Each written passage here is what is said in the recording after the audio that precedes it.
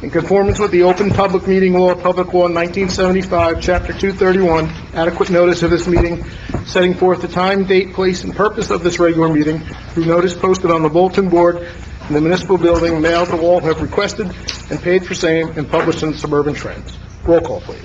Mayor Sarah. Here. Council President Wright. Here. Councilman Benny. Here. Councilman Baranco. Here. Councilman Deline.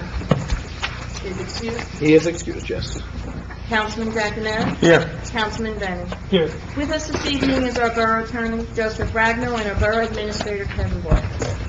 So I'm glad you all came here to see our council meeting. That's really nice to see our council meeting like that. No, I have the honor and the privilege of presenting the flood advisory contest of our artwork that's been put up.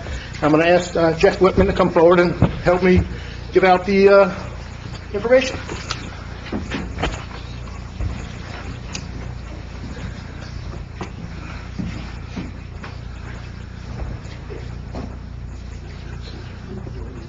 Okay. Thank you.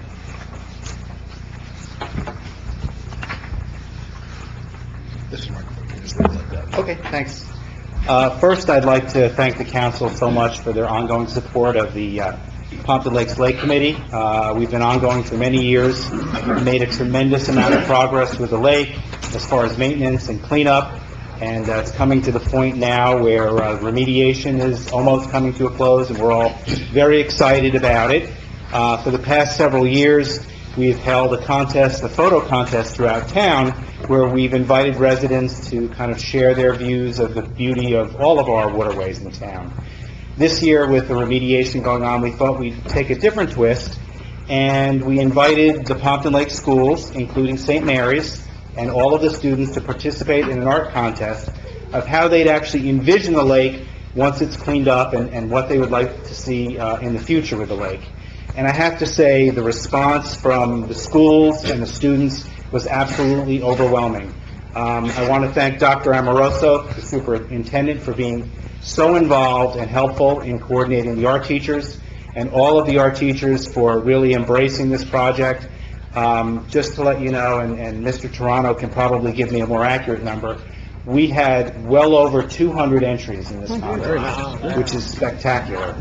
And I have to say, hearing from the teachers, because I participated in the judging as a fly on the wall and had the opportunity to take a look at the art and be quiet and take some photographs, I can't imagine it must have been so difficult for them to judge, because we have such an incredibly talented group of students in this town, and I personally could not be prouder.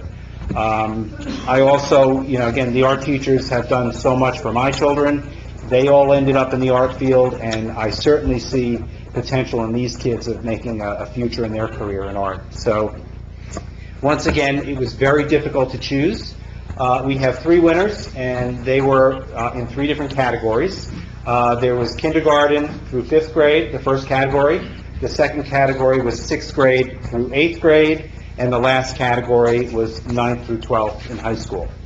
So I'd like to present each of the first place awards, and then we have quite a few recognition awards. There are 4 other students in each of those categories who have received a recognition award, but if it were up to me, I would give every student one, because seriously, it was overwhelming. And each of the students that won first place have won a Chromebook, which they should be very excited about, so it was worth all that hard work. So what I'm going to ask of the students, when I call your name, there are first place winners' art up here on the table. If you could pick up your artwork and for a photograph, and Bernadette over here is going to take your picture. How many do you have altogether? So There's 15 awards altogether that we're giving out tonight. Okay. And I'd also like, if your art teacher is here, if you could come up and join us for a photograph as well, because you've won an award in my heart. So we'll start out with the kindergarten through 5th grade category, and if I mispronounce your names, I apologize. Amanda Fasolino. Mr. Woodcock. I remember that. Yeah, you take the important thing here. Tilt that down for a photo. Nice.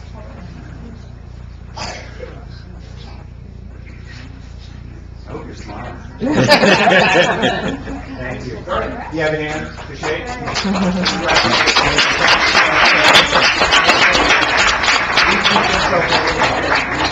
Liz needs another photo before she goes. Yeah. Yeah, Liz. Yes, absolutely. Okay, the next category is 6th through 8th grade, and this is Franco, oh, this is tough. Miyashiro, how'd I do?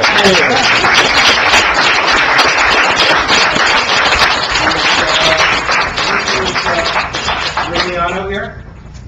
No? You don't hold my hand, you want that? Can I hold this for you? Is that okay?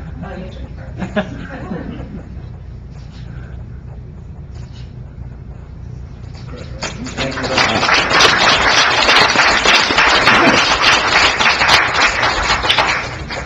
9th through 12th grade, we have Megan Martinelli.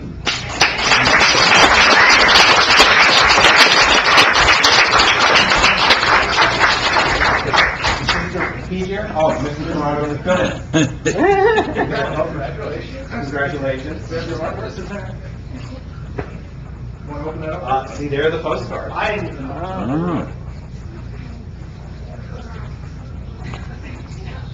Will I be getting one of those for Christmas this year?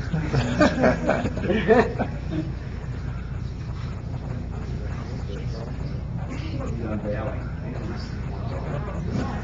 All right.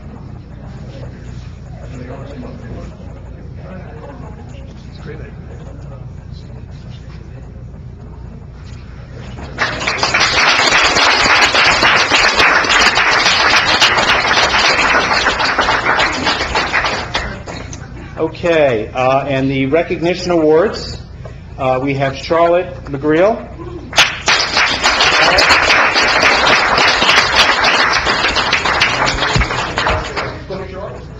Is it here? Not everyone is here. Take a look. Charlotte is behind that painting. The one on the right. Oh, is this one yours?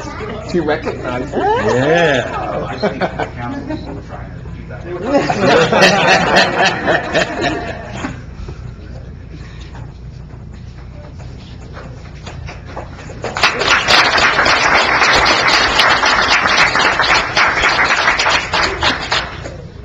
And Iana Paulino.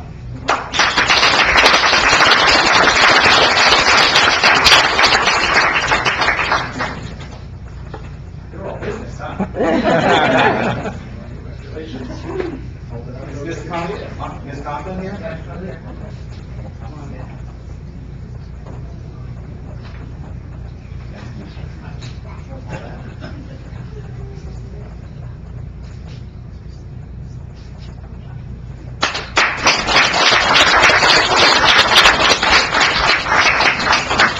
And Sarah Olson.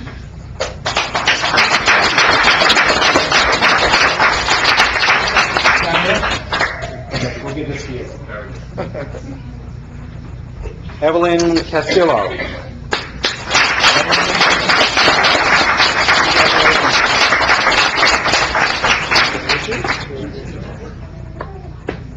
Wow. A lot of work. Huh? Can you turn it around?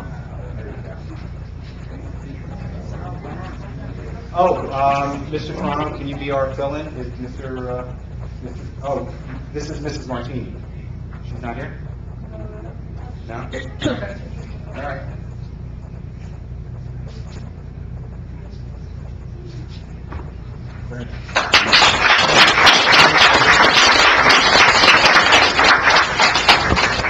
And Jason French.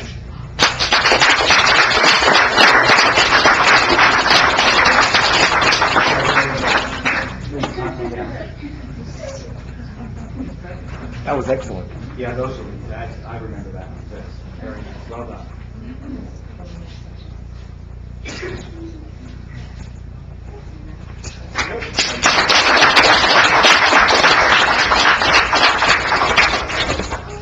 And Perla Guzman.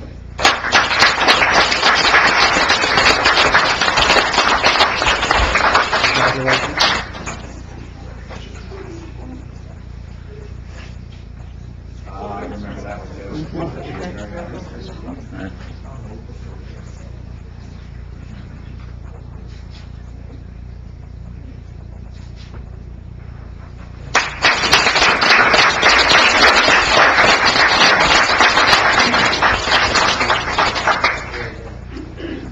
Sarah Ann Paraga.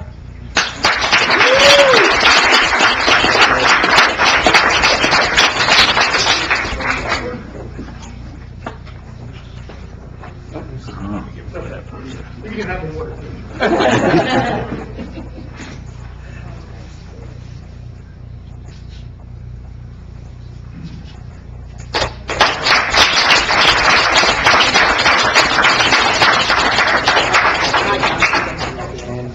Jordan Polino.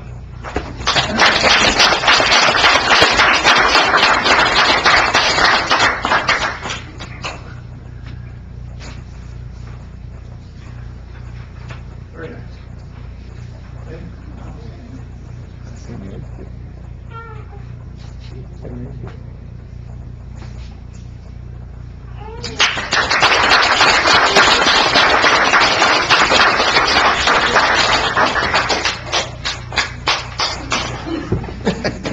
Gigi Asani.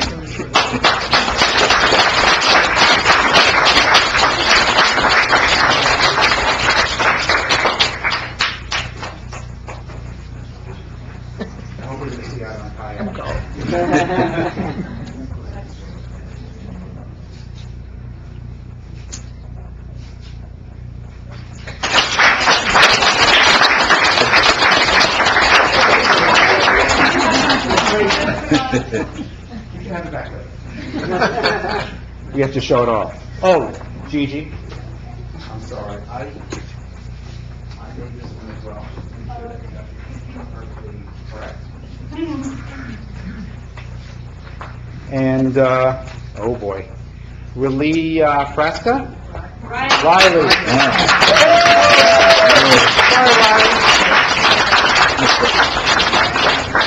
Wow, that's the one. That's huge. Wow, that's a lot of work.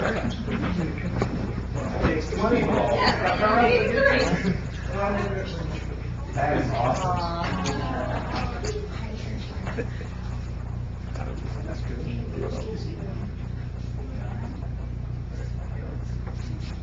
One more, guys, sorry.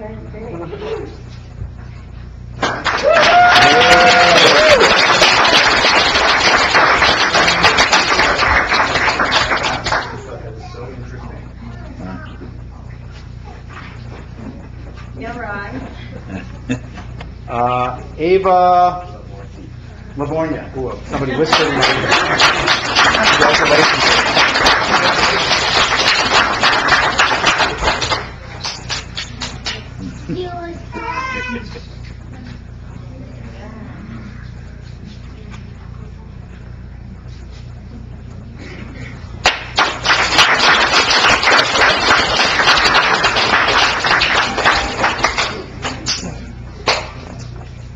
And Ashley Renard.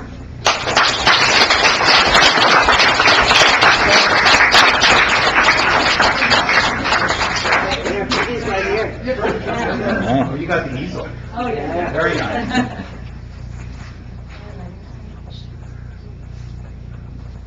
Thank you.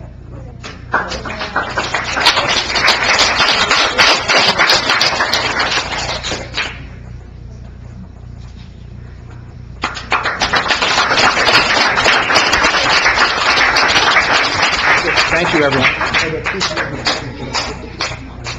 There was just one that wasn't here. Yes. So anybody who is here tonight, who was in the art show, please come up forward. We want to take a group picture. Okay, so everybody come up on yourself. And your teachers. And your teachers, of course, and your teachers and your art teachers. That's half of the people in the room.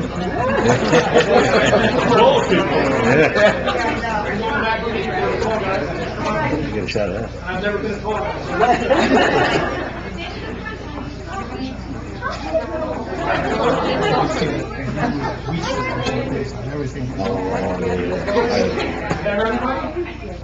Careful with the cord, guys. Don't trip. Look in the middle.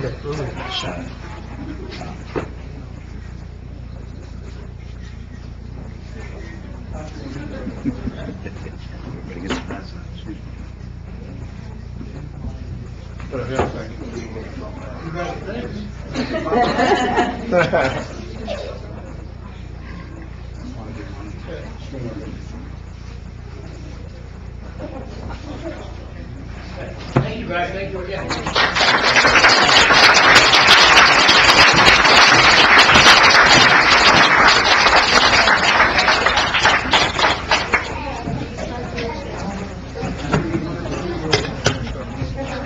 I'd just like to thank the Flood Advisory Committee and Board. They do a great job for our town. They really keep an eye out on our rivers, and we have one of the best groups in the area. We have towns coming from other areas trying to educate on how we do it with our Flood Advisory Board because they do such a good job. And Lake Restoration, all the subgroups underneath them, they're all volunteers. No one gets paid in that group. They're all volunteers. They're all dedicated to keeping the town safe and helping us with flooding issues. So I give them a round of applause, and we should all give them this.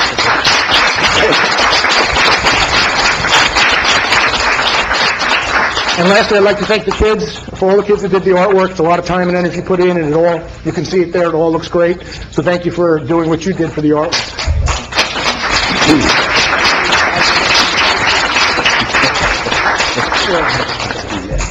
Okay, so we're going to start our regular meeting. I'm going to give you 1 minute if you want to leave, or you stay for the rest of the meeting.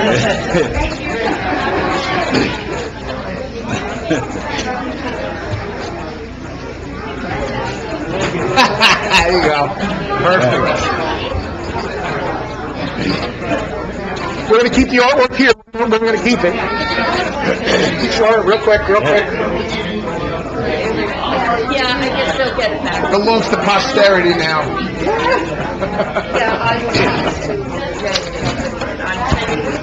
How you doing? Good, yeah, right? Good job. Good job. St. Mary's in the house. How are you?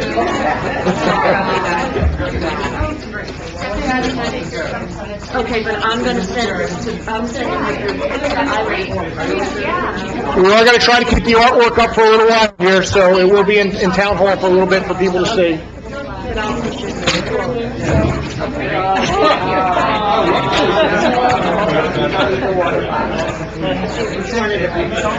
I think we are for a little while, yes.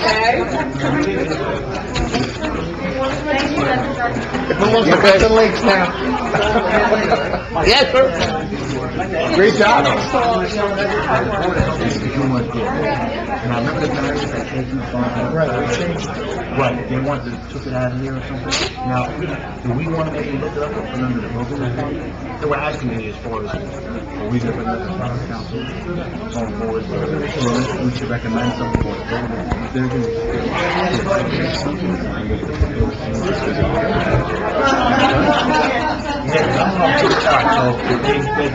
well, they should tell me. Yeah, there's. All right. Okay. So they can make it keep. They should keep it out. Like it shouldn't be under their purview. That's okay.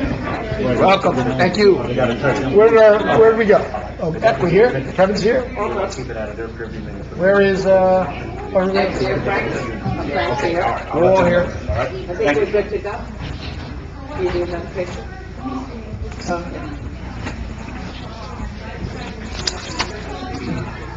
Okay, can I have a motion to open the meeting for public comments? Council President Riker, second by Councilman Giacometto. All in favor?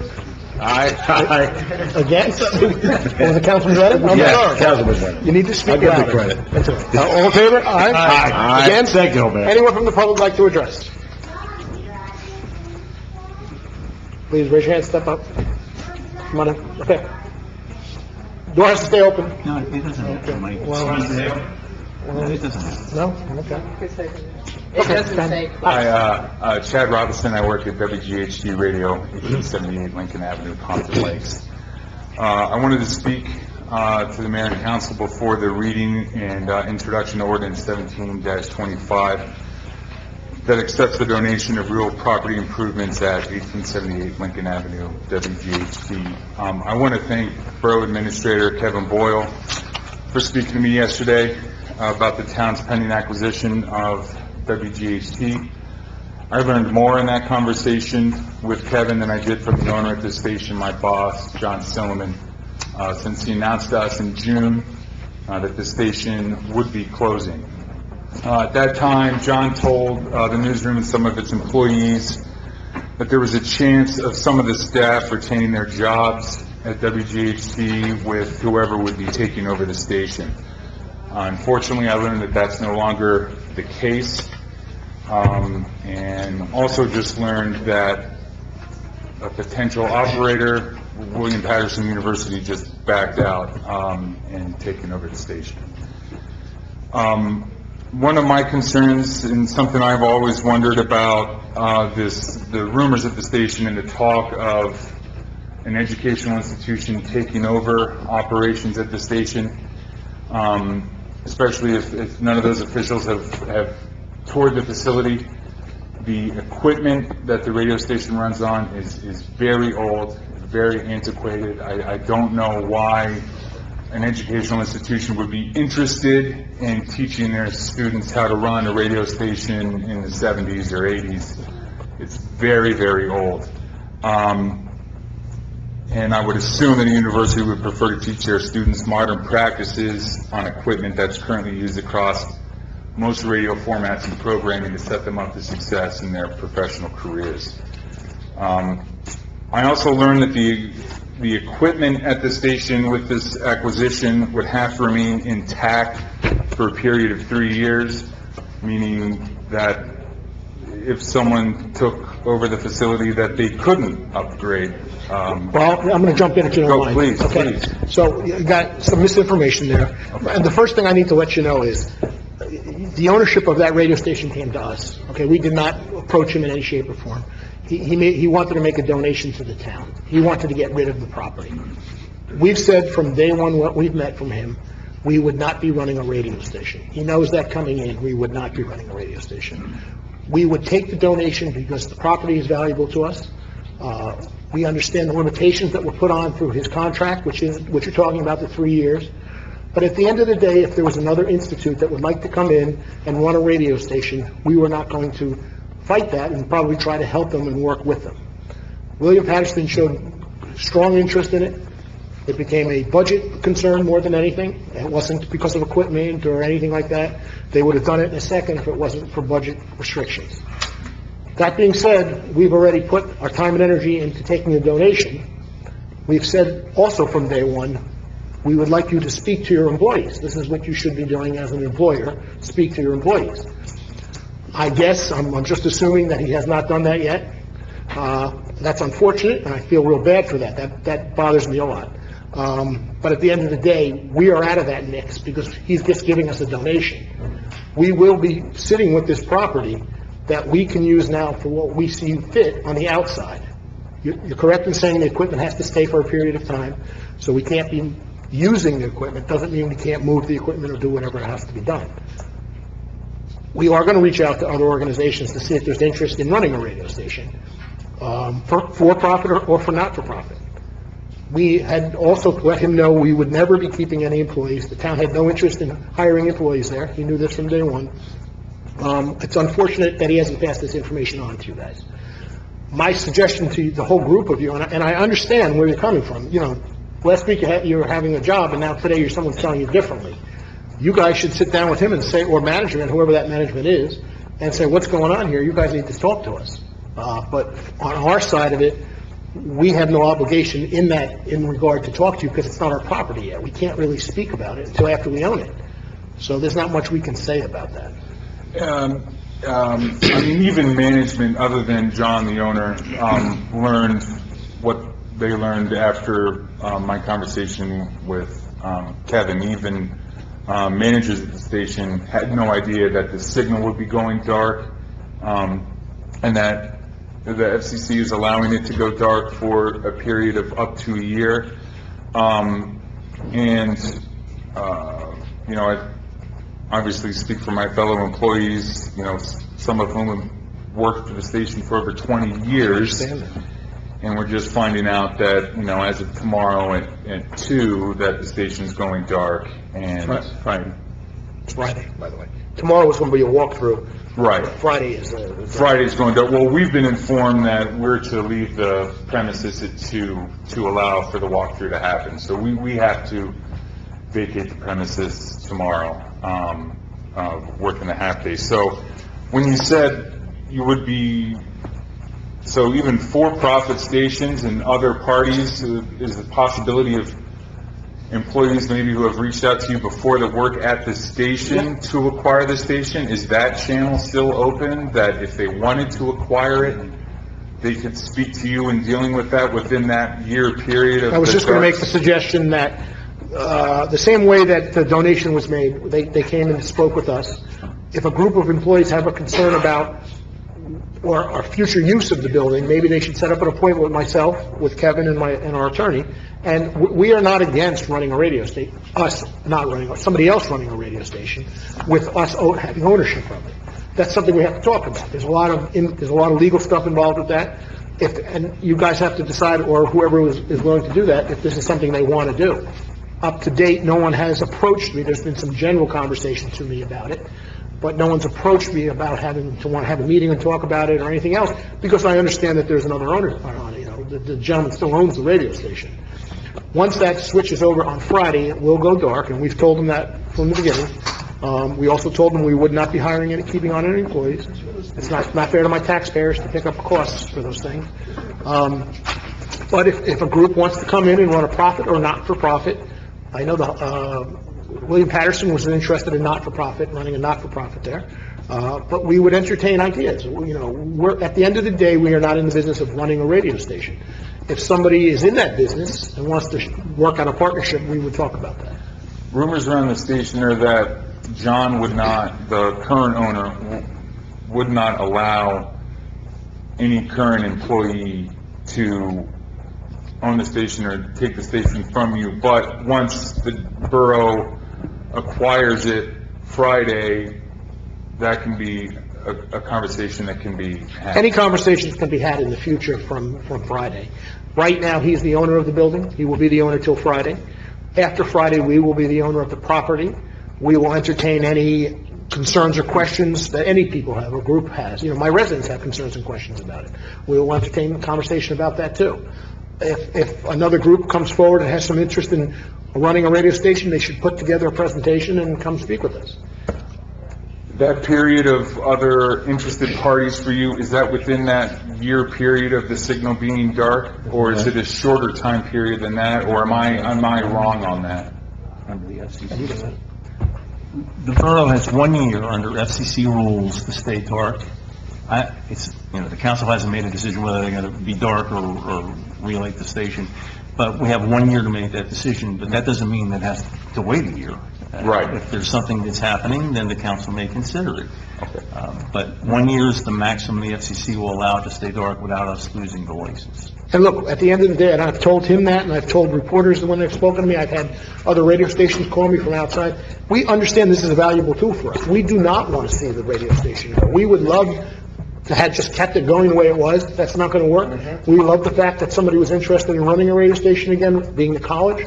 We were all for that. If another group comes forward and wants to run a radio station and keep us as a local entity in that process, we'll all support that. That's something we want. There's no one here on this committee, I'm pretty sure, that wants to see the radio station go dark. We would love to see it go forward, but that has to work has to work out for everybody. Right, understood. Well, thank you for allowing me to speak. I appreciate it. Chuck?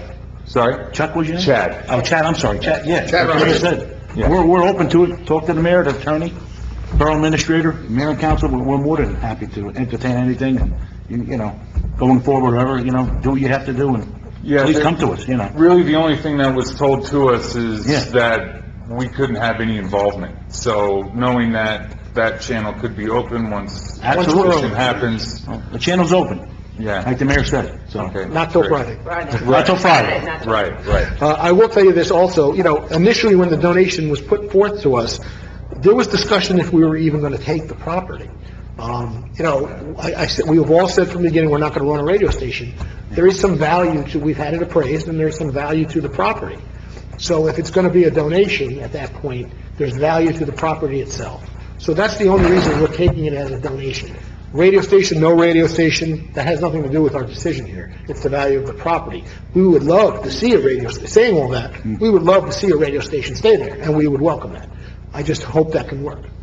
Okay, all right, thank you A for lot your of local time. people who listen to GHD. Yeah. Sorry? There's a lot of local people who listen to GHD. There are, and they've been flooding our phone lines, saying that they can't believe that we're going away, and that, what can be done, and John's kind of put a gag order on what we can tell the listeners. It's just been a pretty awful and contentious situation since he announced that, with adventure. And I'm going to just say this on our side. We've been put in a position, too, where we don't own this corporation or company, and we're getting a lot of calls from people who advertise, from people who work there, from residents, and I really can't give them much information. This has to come from the owner of the establishment.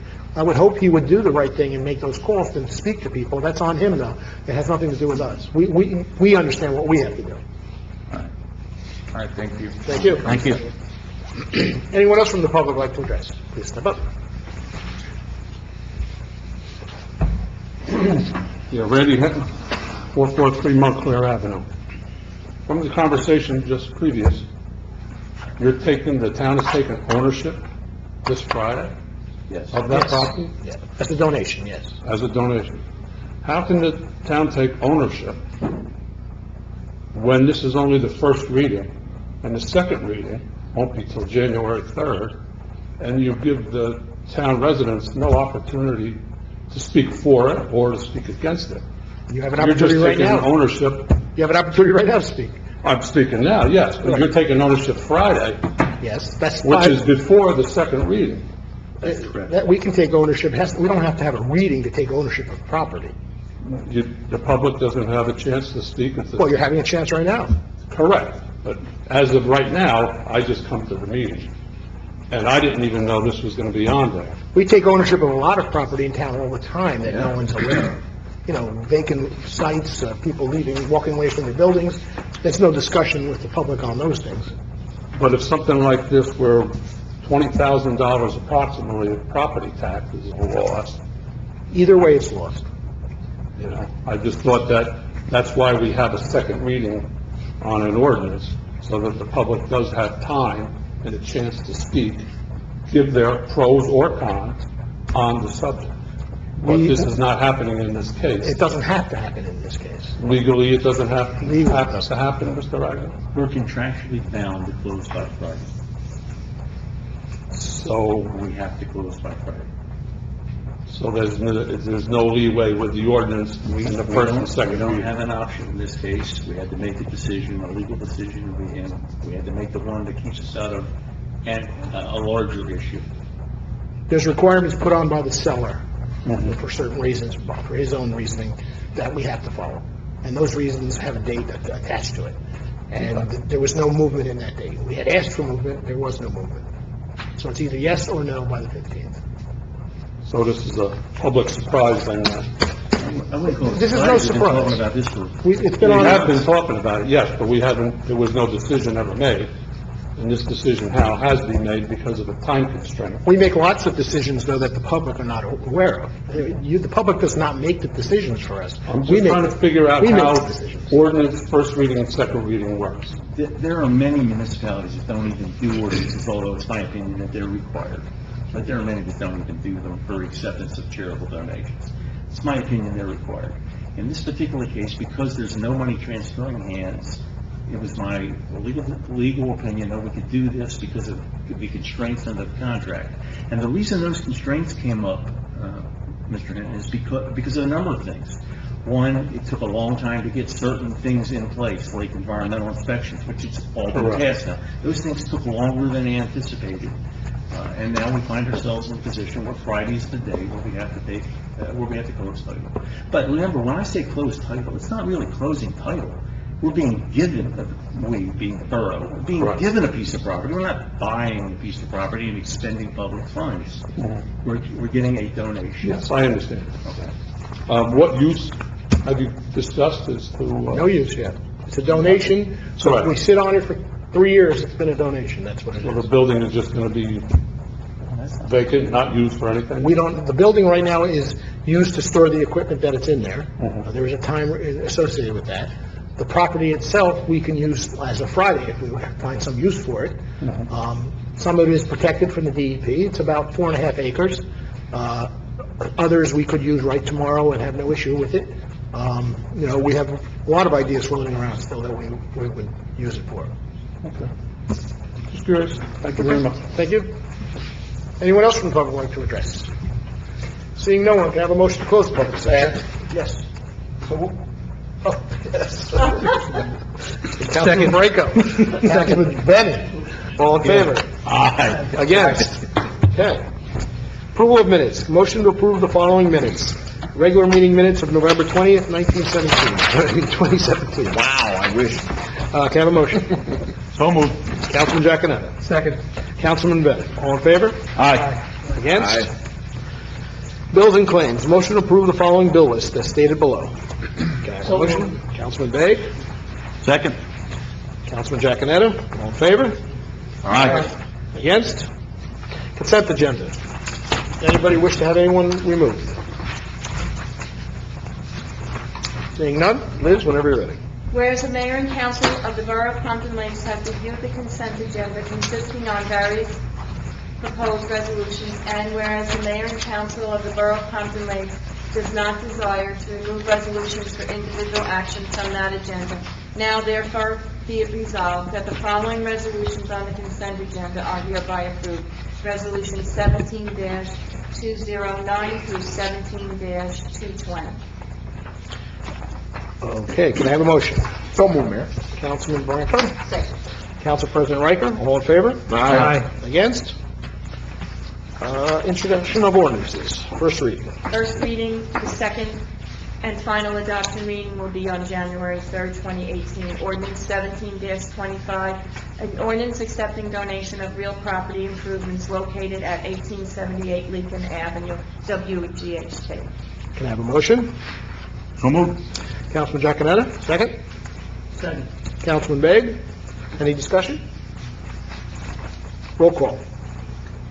Councilman Branco. Yes.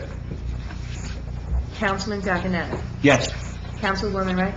Yes. Councilman Brennan. Yes. Councilman Begg. Yes. Okay, ordinance for second reading and final adoption. Ordinance 17-24, an ordinance amending the downtown Pompton Lakes redevelopment plan, section 190-84. Can I have a motion to open the meeting for public comments on order 17-24? So moved. Councilman Bennett, second by Council President Riker. All in favor? Aye. Against? Anyone like to address just this ordinance? Seeing no one, could I have a motion to close the meeting for public comments on ordinance 17-24? So moved. Councilman Bennett, Councilman Begg. All in favor? Aye. Against? Motion to approve ordinance 17-24 for final adoption. So moved. Councilman Bennett, Second. Councilman Giaconetti, roll call, please. Before you do that, I should let you know that the redevelopment authority passed their resolution number 04-17 that recommends the mayor and council accept these changes. Okay, thank you. Roll call, please. Councilman Branco. Yes. Councilman Giaconetti. Yes. Councilwoman Riker. Yes. Councilman Brennan. Yes. Councilman Begg. Yes. And with those ordinances. Thank you. Okay, under my report, we'll start off with the art show. Great to see the kids, the art teachers, and a community group, our Port Advisory Board and our Lake Development Committee, be involved with the community like that. And we got a great turnout, and I thank the kids, and I really thank the committee and the group of volunteers there for putting this all together. At the end of the day, besides doing that kind of thing with the art show, they spend a lot of energy and a lot of time worrying about our rivers, watching our rivers, reaching out to experts to talk about, see what they can do. You know, we have probably the most active flood advisory board and subgroups underneath them in this area by far. I've been reached out from mayors as far as Patterson to reach out to our flood advisory board so they can try to start something like we have in our town. So I appreciate them and I thank them for that. Speaking of that, we got our final CRS ratings in officially, and we're going to stay at a level 5, which gives us a 25% discount on our flood insurance. We're one of the few communities in this area that have that rating, and probably on the East Coast. I've got to thank Nick Agnoli, our flood advisory expert, and Liz in the office for putting it all together. There's a lot of time and energy to put this paperwork together. It's a telephone book worth of paper that has to be put in every year, and it's a lot of work. but it's worth it at the end of the day because we do get that savings. You know, when you look at a town that doesn't do any, that has flooding in their town and doesn't have any CRS rating, they're paying an extra 25% every time they pay their flood insurance.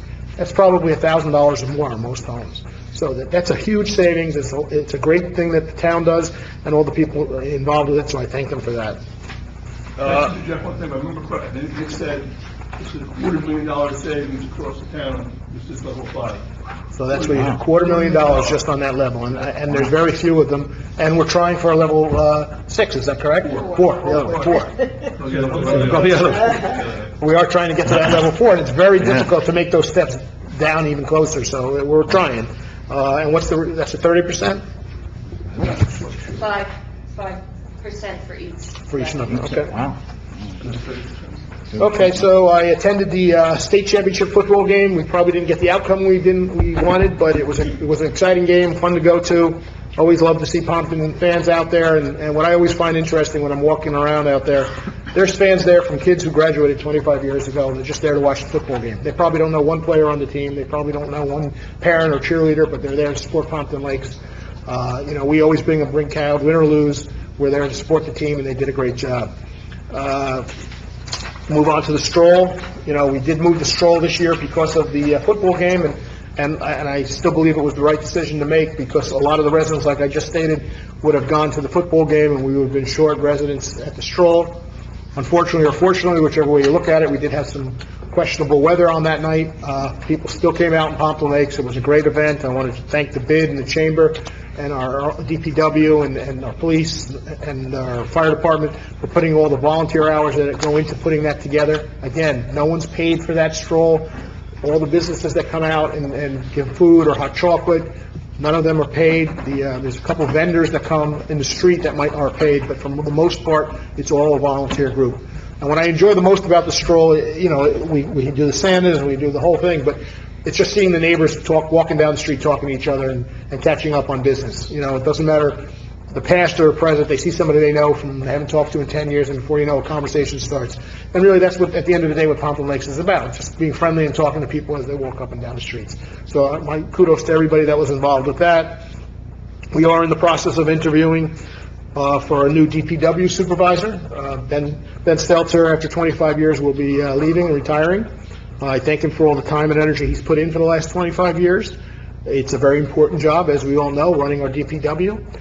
I feel our residents and myself support what the DPW does. They do a lot of the work that you don't see every day. The garbage, the leaves, the recycling, you know, snow removal. I can go on and on. They're involved in everything we do in this town. So without a strong DPW, we would have problems. So we will be hiring someone probably in the next month, and we'll keep you posted on that. And that is my report. Council President Recker. Thank you. I'd like to just congratulate all the young budding artists, but Can I stop you for 1 second? Sure. I'm sorry. I forgot one thing, very important thing. Our tax revaluation. I forgot you'd go into that. you were saving that for the... Huge. No, I wasn't saving that. I'm sorry. This might take a little longer. All right, so everybody will be receiving a letter on this weekend, hopefully, about the value of your home on the tax revaluation.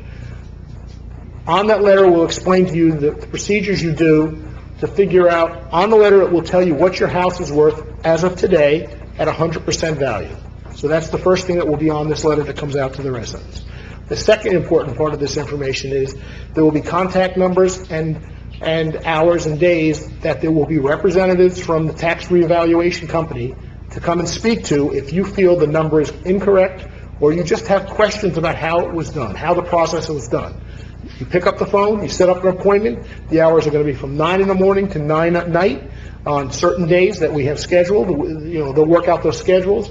The meetings shouldn't be that long. We'll accommodate as many people as we can to get in who have questions about it. At the end of the day, if you have a concern or question about anything about the revaluation, how the tax process works, where they get the numbers, and how they make comparisons of houses, these are the people to speak to.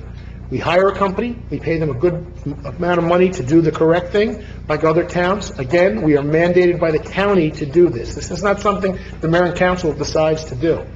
Okay, this is told to us when to do it and how to do it by the county of Passaic, and we haven't been revaluation in the last 20 years. That's up to them. That has nothing to do with our choice. So on this paper, you're going to get in the mail on, hopefully this weekend.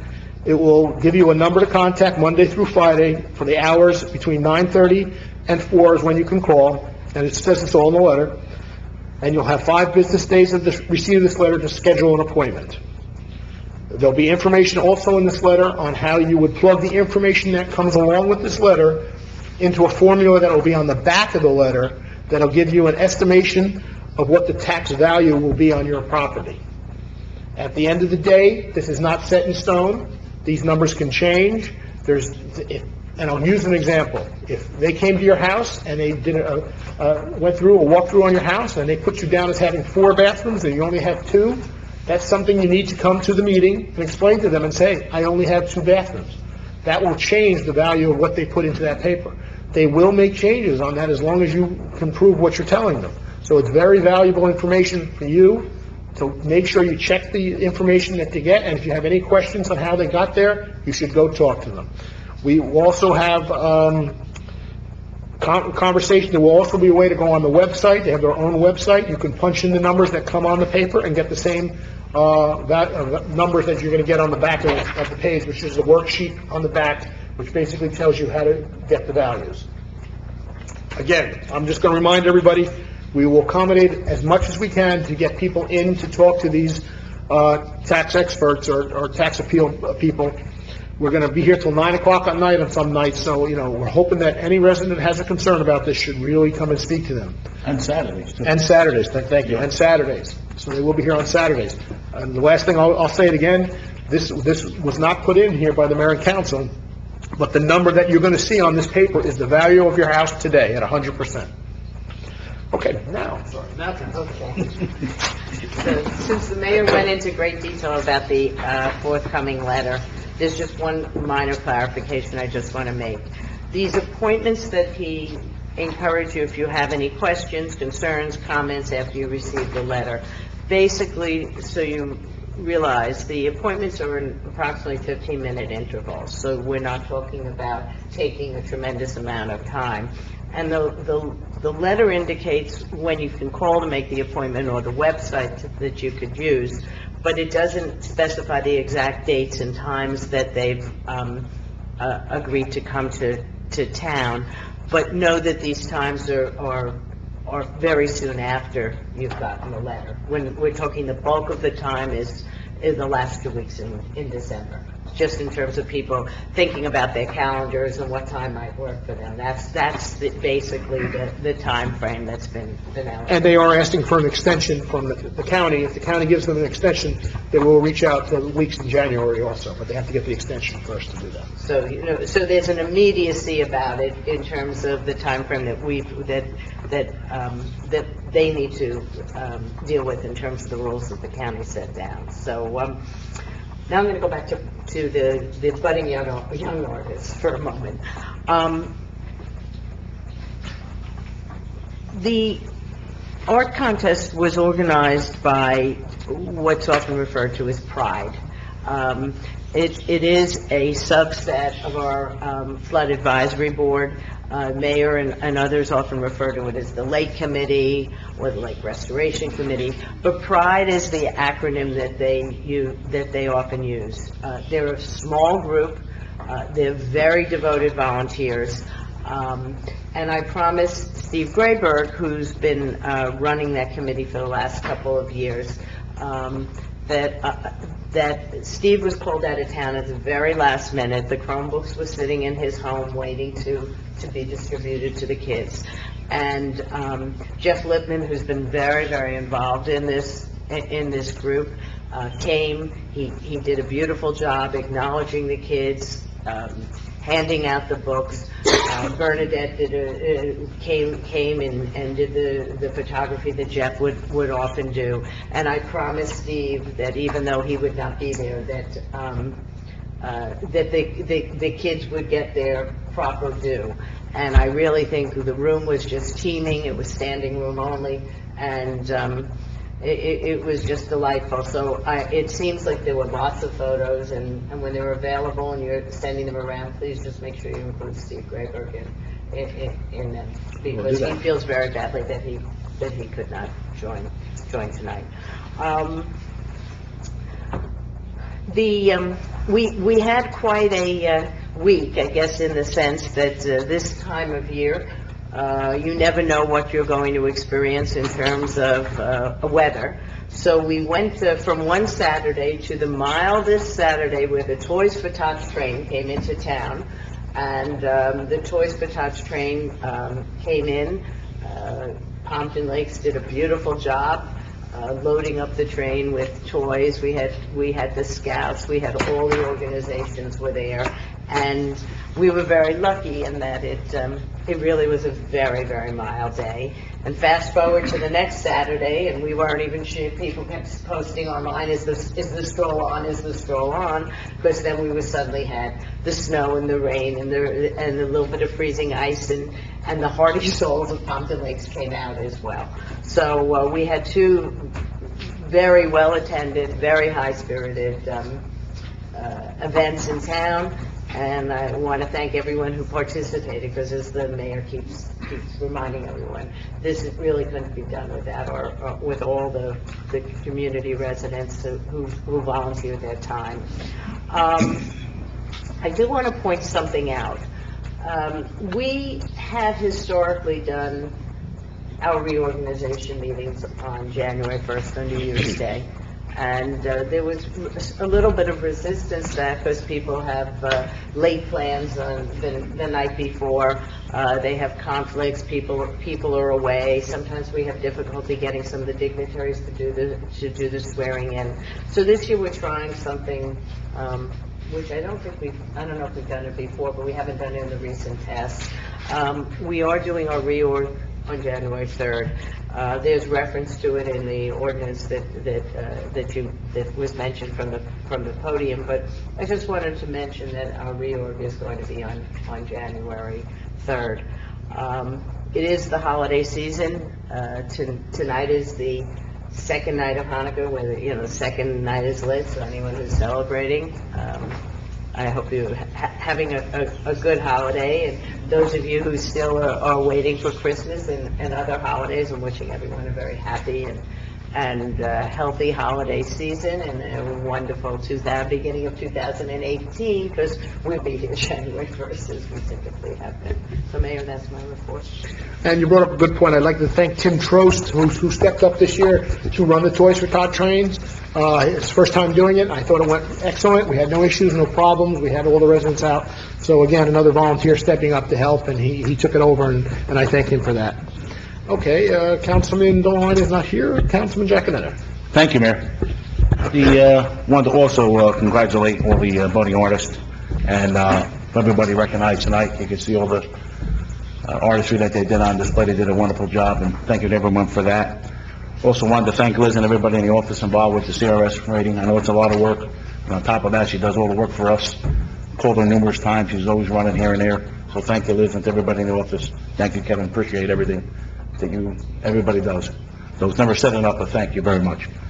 Attended the Toys for Tots. It was a great event. Great to see everybody out there, and it was a wonderful time. A lot of toys were donated, so wonderful job on that. Also attended a Board of Health meeting. Now, I just speak to the attorney. I just want to let everybody know, speaking to the mayor, the one thing they took out were the barriers, the K-5 barriers at some of the outdoor eateries. So I'm going to advise them to let our attorney know that they want it outside of their purview, and I will let the attorney know. So I will let them forward a letter to let you know that. All right, Joe?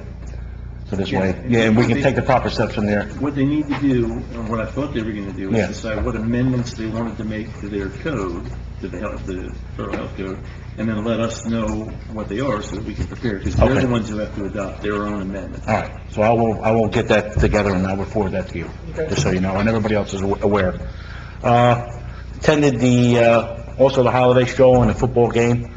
Football game, all the residents showed up. I mean, I think we had more people on our side from Pompton Lakes. It was a great turnout, great time. Wasn't the result we wanted, but, like I said, we held our head high, and, everybody was good, and the guys and the football team, and, have a lot of respect, so kudos to them, did a great job, the young men and everybody there involved. It was good to see everybody out for that. Also wanted to mention, attended the Shade Tree Committee meeting. This past month, there were a total of 37 hours by all the members of the Shade Tree. And also, for the year total, it was 696 hours for the year total for the Shade Tree, all the commissioners, volunteer hours that they put in. So it's unbelievable, almost 700 hours, quite an accomplishment. Also, they mentioned moving forward, more to our administrator, as far as maybe possibly getting a desk in the future. I know we're kind of tight with space now, but the only thing... I know there's only a shelf in there that they have, so to look into, like, maybe even if they got to share a desk, whether they have, she can make calls, or somebody from the committee can make calls, sit down and make calls, receive the emails, have some more storage in the future, going forward. Whether they have to share with somebody else, with the other committees, this way they can have an actual place, somebody comes in. Well, Frank, I'll just tell you, most committees do not have space. Yeah. They don't have any desks or space, So if I open that door, I'm opening that door for everyone. All right, well, I'm just saying going forward, whether somebody else, they were asking for it. Yeah, Whether it's no or not. Rec doesn't have their own space. Okay. Pride. All right, Well, that's all I'm none of looking them for. have space. Whether it's yes or no, listen, I can tell them no. Okay. Just let them know that it's limited space. So it's No not- problem. Okay. Well, like I said, they want to... Answer the question, thank you, Mayor. The, last thing I had was from Chief Mo Augusto, I had the November, results in, some of the, preliminary numbers. There were a total of, 31 motor vehicle accidents for the month of, November. There were a total of 123 summons, tickets issued. There were a total of 6 DWI arrests for the month of November. There were 13 domestic violence. Total calls for the month were 1,435 calls. Total calls for all the patrol. The Detective Bureau handled 25 complaints, served 5 subpoenas, 4 warrants. They also conducted 12 background investigations, 2 traffic raffle applications, and 15 background checks for state agencies and for military and personal. So that was the numbers for the month of November for Chief Augusto. And that's all I had, Mayor. Thank you. Thank you. Just to follow up with the health department, I don't know if you're aware of this. Yeah. I've had some residents have a concern with the smell coming from the mulch piles down in Riverdale, and then maybe some issues with rodents down there. So I had the health department look into it, and they reached out to the health department that handles Quantics Health Department, which runs that area, who then reached out to the owners of that area, and they will have to follow the regulations of the state when it comes to the height of the piles and any kind of odor coming off the piles, and rodent control if there is a problem, and they will be following up with them. So I know I've gotten some calls from residents in the south end about, they wake up on some mornings and the smell coming off that pile is pretty strong. That is being addressed, and they will hopefully follow lead of the health department and work on that. So I just want to follow up Okay, that. thank you, Mayor.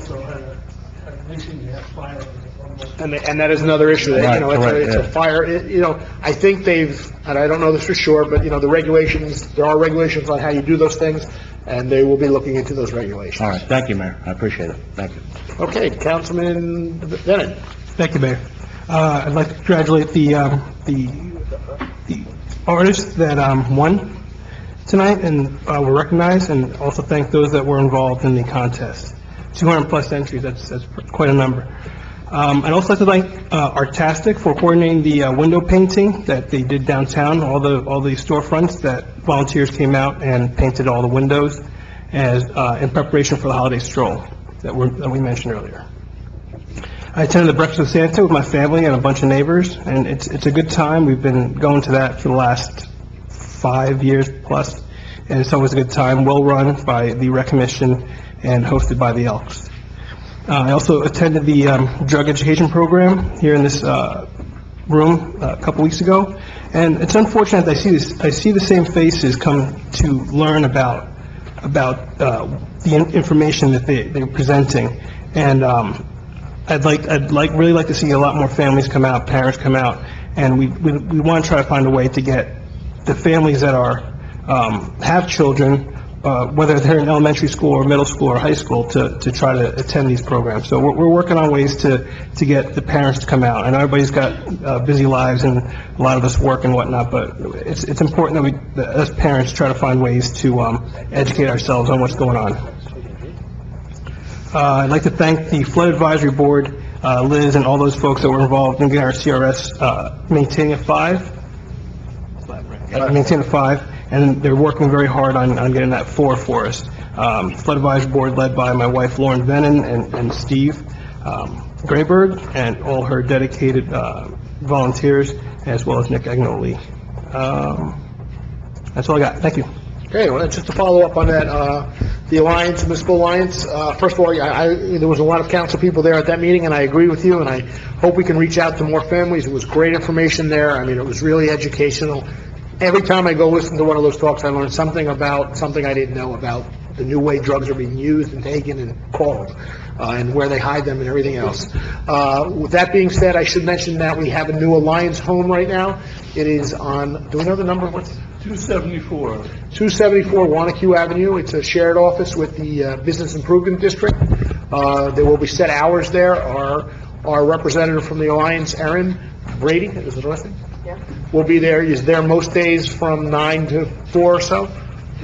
8:30 to 4. If you ever want to stop in and have any questions or concerns, or you're interested in getting more information about what's going on in town with drug and alcohol awareness, she does a lot of hard work with a lot of programs. They meet once a month. They will be meeting there now, but the Alliance group meets once a month. They will also be sharing the space with the bid, and in the next coming months, the plans for a lot of these new redevelopment projects that are either on the horizon or already approved will be in there, and you can go and look at them. They'll be set up from how they're being staged and all the information associated with them. So that'll be open on town, and I'm glad to see us take some of the space on town right now, which is a nice thing to see. And Mike, I also piggyback on, I know, did it go on Channel 77? Good. And then I know also... Oh, that's right. Right, Channel 77, I know it was in the paper and online that Jai Ignish also did a little article, so thank you Right. you also for putting it out there also. It is very true. It is on Channel 77, the Alliance program. It also was in the paper. They did a nice thank you. live broadcast from there. So, I mean, hopefully that gets people to be... Yeah, hopefully. Hopefully it gets people And our interested in website, seeing too. what's going on there and coming and getting involved. I'm not going to lie, every town has a drug issue in their town, and any person who's going to tell you there's no drugs in my town is probably not telling you the truth. So, you know, it's staying educated, staying on top of what's going on, and not burying your head in the sand. We took the approach of going after a very large grant that's over $500,000 for 5 years to address this. We were awarded the federal grant, so we're going to use that money to the best we can, and that's where the Alliance comes in. Those are not tax dollars being used to run that office or to run that program or to pay her salary. That's all coming out of the grant. Mayor, can I just say Sure. something? Before the next report, sometimes there were many thanks given to Kevin and Liz, but sometimes the folks either in the audience or watching on TV or on the computer aren't necessarily aware, or they forget some of the background, the very varied backgrounds that we have amongst our council, our mayor and council. And the mayor and I were sitting in the back of the meeting for when the coalition did their presentation, and it was very well organized in that you had different speakers from different perspectives. Some used PowerPoint, some didn't. So they kept it moving, so it really never dragged. But there was something that really I got, I say quite a kick out of, that it really sort of warmed my heart, because right up front was Councilman Giaconetta and Councilman Babe, and the two of them both have extensive law enforcement background, and they contributed so much to the presentations based upon the questions that they asked of these experts, that if you watch it, you'll see it brought a whole different perspective. The experts were quite expert. It's not like you're trying to stump them, but they were so enthusiastic, and they brought so much of their very law enforcement background to the questions and their knowledge of Pompton Lakes, that it really brought the level of the program even better than I think people anticipated. So the two of you up front didn't go unnoticed. So So, thank you. Thank you. Councilman Begg, now speaking to you, you're up. It's exactly what I was going to talk about tonight, and I mentioned it at the chamber meeting, was this meeting with the coalition, Prevention Coalition. I think it's so important that residents get out and really learn about what goes on. We had people from the prosecutors there, we had people from CASA, which is a county program that helps youth being represented in court when their parents are involved in drugs and they need protection from the courts. Had people from the high school. We had a gentleman from the program that just came into town that was in West Milford for counseling. There was a wealth of information there, and I'm disappointed we didn't have a little better crowd and participation at this meeting. Like they said, it is on Channel 77. I hope people that listen to the council meetings will go ahead and seek out the programming for that, and it's a worthwhile program to look at. Again, we had a great Place for Tots program, thanks to Tim. I think he did a fantastic job at organizing it this year. I think actually the snow added to our stroll on the other night, and I'd also like to congratulate the not only the high school team for football team for getting to the finals, and really they had a little struggle, but they were well represented. And I'd also like to congratulate the soccer team again for coming in first in the state. They did a real fantastic job. Overtime, 3-2 against Glasgow. Great game. Going forward, I received the Pompton Lakes Riverdale report for the month of November 2017 from Chief Daniel Cantrell.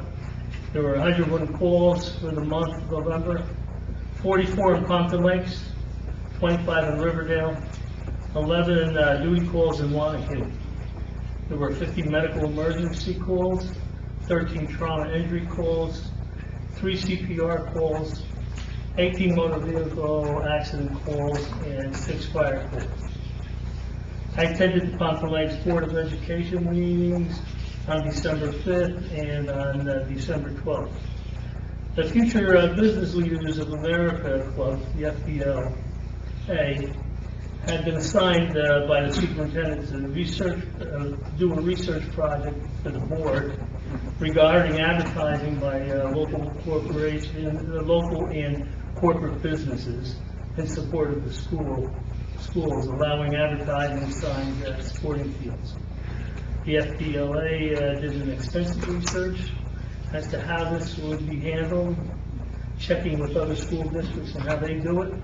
The student's presentation was very professional and well presented with visuals and handouts.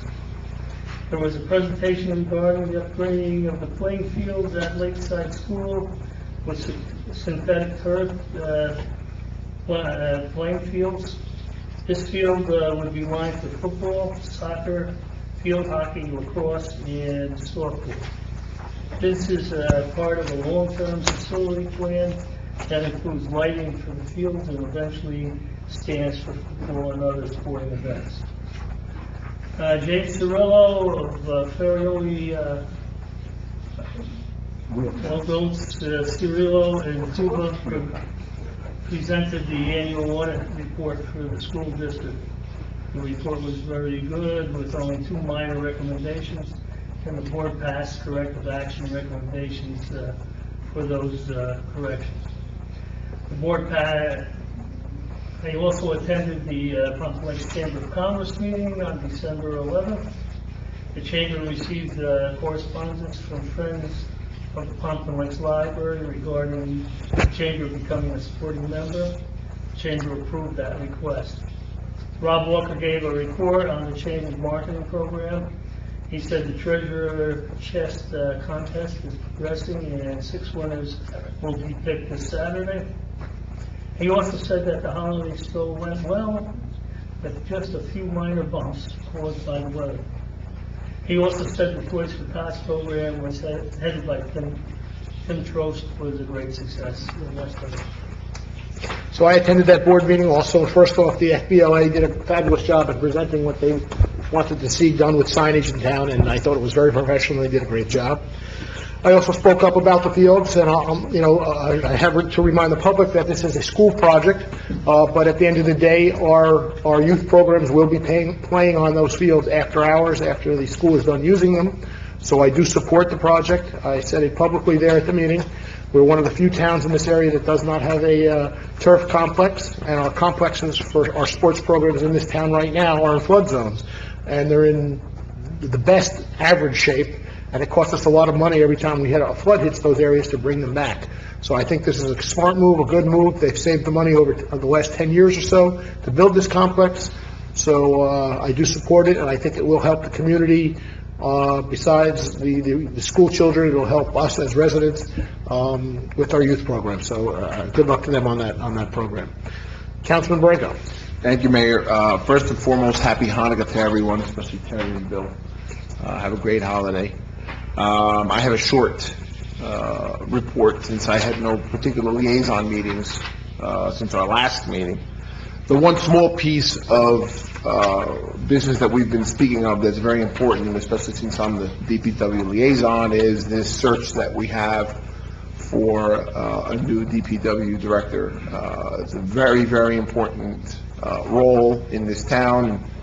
Mayor, earlier you said that the DPW does a lot of the things that we don't see, and you're right, but I would argue that the DPW does a lot of things that we see very clearly.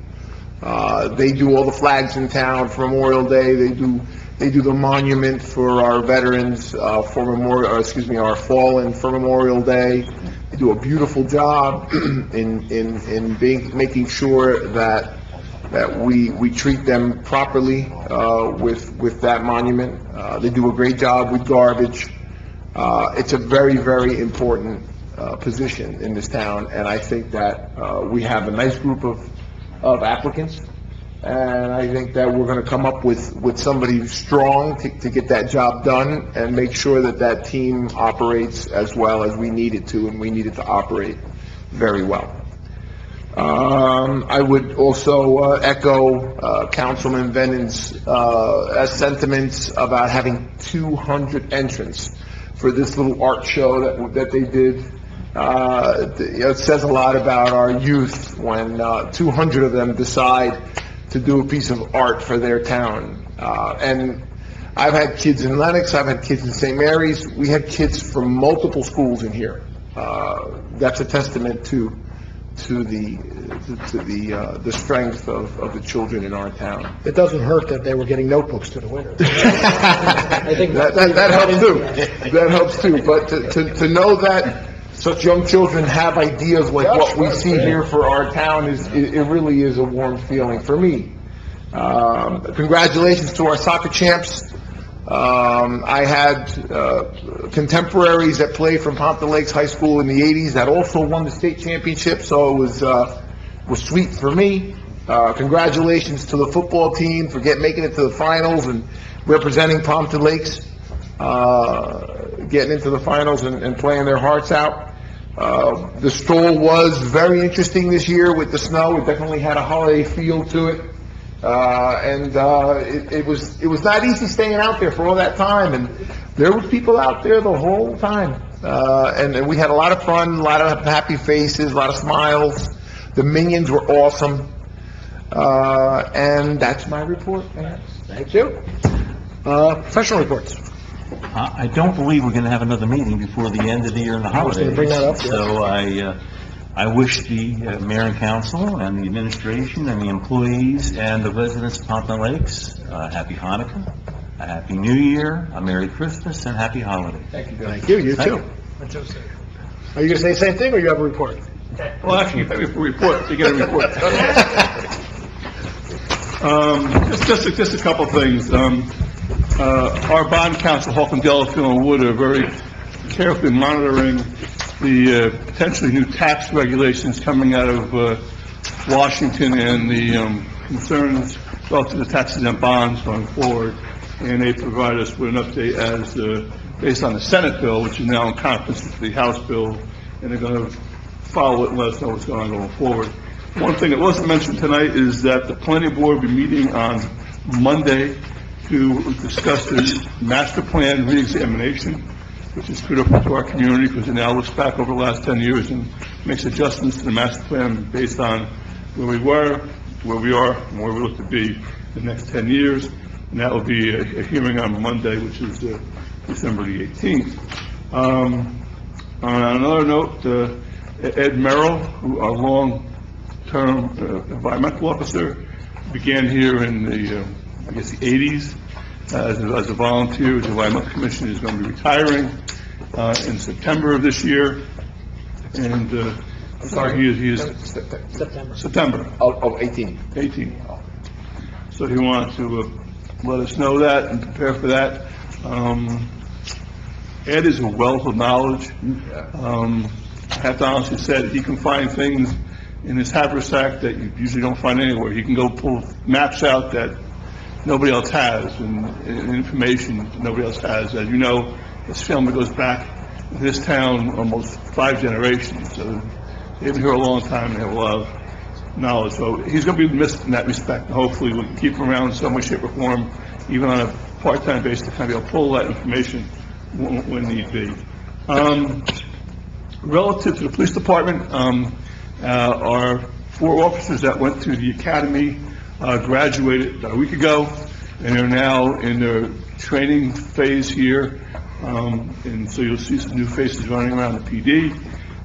On Monday, we're going to be interviewing for the 5 spots that we're going to be having people go into the academy in January. Once the interview is done with the interview committee, then they'll be meeting the governing body to interview with them relative for the final appointment, the first regular meeting in January. So that'll be kind of moving on that. The budget process is now really going to start to kick into gear. Tonight you did the appropriation transfers of funds in the 2017 budget. I think it's important to note the budget is a best guess. This budget is a $13 million budget. These transfers are $125,000. If you think about it, we did a pretty good job of guessing where we should be on a $13 million budget. So I'm always kind of amazed at that. But going forward, it's very critical to understand we did receive a lot of funding returned back from us after our elevation and demolition projects from FEMA and DEP. That's going to have a very positive impact on our surplus. You remember last year, the auditors made it clear that that money was like a debit against our account. So as you brought back almost $2.5 million, that debit goes away. That'll give us more cash flow in my budget and also help us going forward. As of right now, as the mayor said, we have a revaluation. That will impact the budget relative to the tax rate. The average home assessment is now about $145,000. The average assessment I just saw roughly is around $240,000. So that's going to change my base average. Which is 100% value at that point. But it's going to change my base value, which means it's going to change what a tax point is worth. So there's positive negatives to that, but we'll see where that plays out. On the budget as a whole, there are going to be some cost drivers going forward. Hopefully we'll be able to keep everything in line, but there are some things that to plan for and be aware of, especially when it comes to personnel, people retiring, having people, having dual positions, as you mentioned. Ben Stelter is going to be off the books sometime in 2018. The superintendent's going to be on the books, well, he's still on the books together, so there's going to be a dual cost there, but that's part of the process of going forward. So we'll see how it all plays out. I'm starting to work on that process now.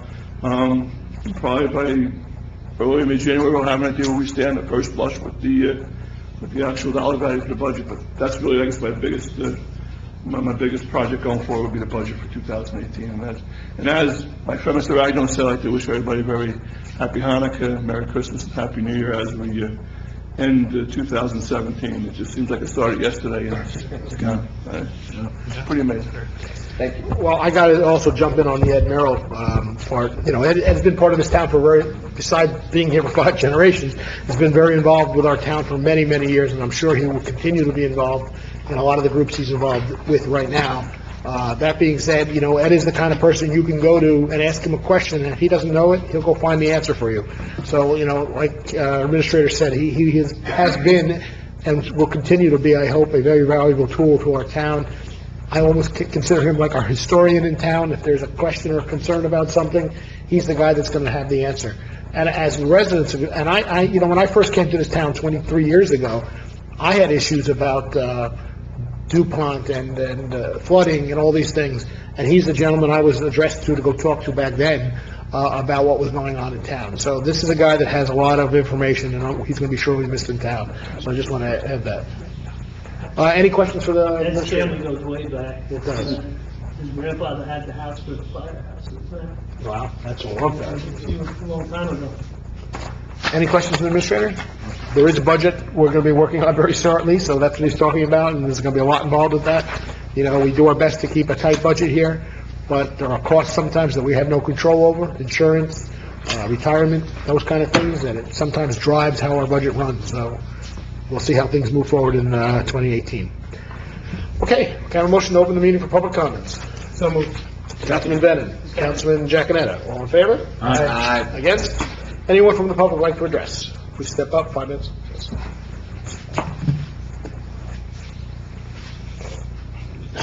Yeah, Randy Hinton, 443 Montclair Ave, last meeting of the year, last public session. I know with reorganization, you'll be picking liaisons for different committees? Yes. Commissions? Yes. We were told by our liaison that he may not be our liaison anymore. Possibly. Is there a way that the State Tree Commission could appeal to keep him our liaison for next year? If you were nicer to him, I guess he could stay. I try to be as nice to him as I can, you know, but, whatever may be, you know, but, I just want to say that I'm not a man to blow smoke, but, Frank has been our best liaison that we've had. So Yes, I agree with you. I want to thank him for that. Attended the holiday stroll, yeah, the weather, it turned out good. I was there towards the end, talking to Councilman Branco. Cub Scouts. Huh? Cub Scouts. Yeah, that worked out good.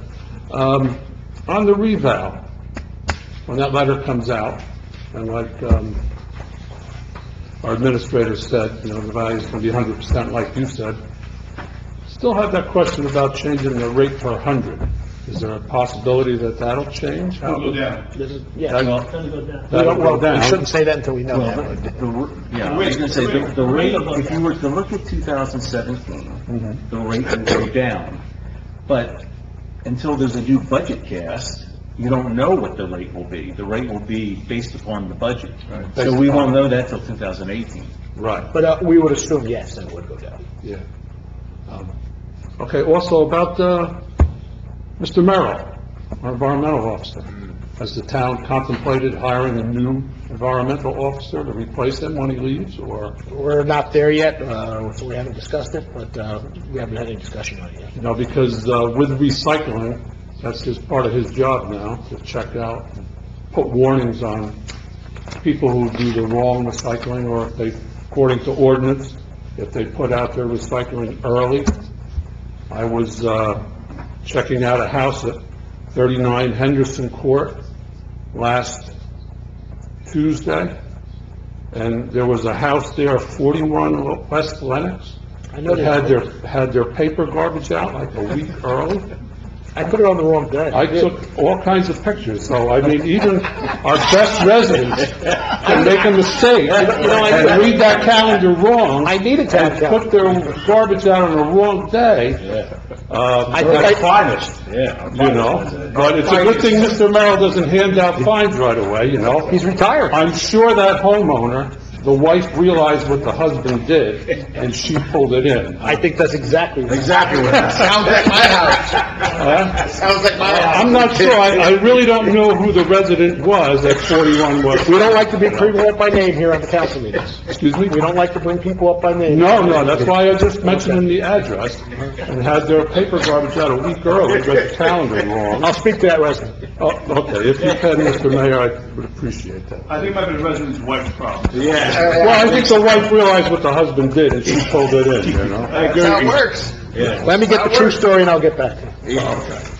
All right, thanks, I want to wish everyone a happy Hanukkah and a Merry Christmas. You too. Thank you, Randy. All right. Thank you, Randy. All right, thank you. Anyone else from the public like to address?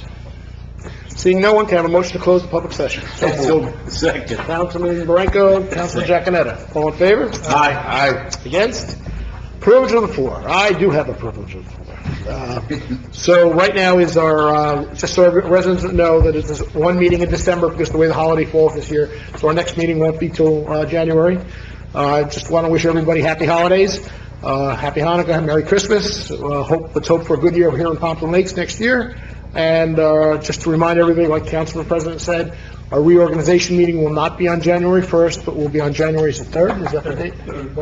Wednesday, January 3rd, 6:30 here. If you're interested in coming, we always have, it's an open session.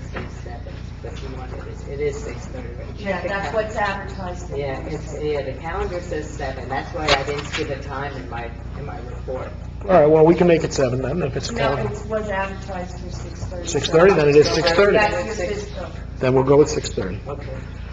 Anyone else? Go ahead. Go ahead. Just like to wish everyone a healthy, happy New Year coming up, and a happy Hanukkah, and Merry Christmas. And enjoy the holiday season. Thank you. Anyone else? I have a little something, Mayor. Good. I guess today constitutes the last meeting of my first year in office. I'm privileged to serve on this council. It's very, very able council with people that care very deeply about this town, and I want to thank everyone for giving me that opportunity. Thank you. Anyone else? You're welcome. Thank you.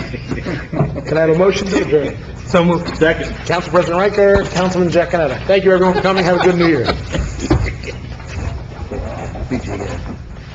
You know, I made a mistake that one.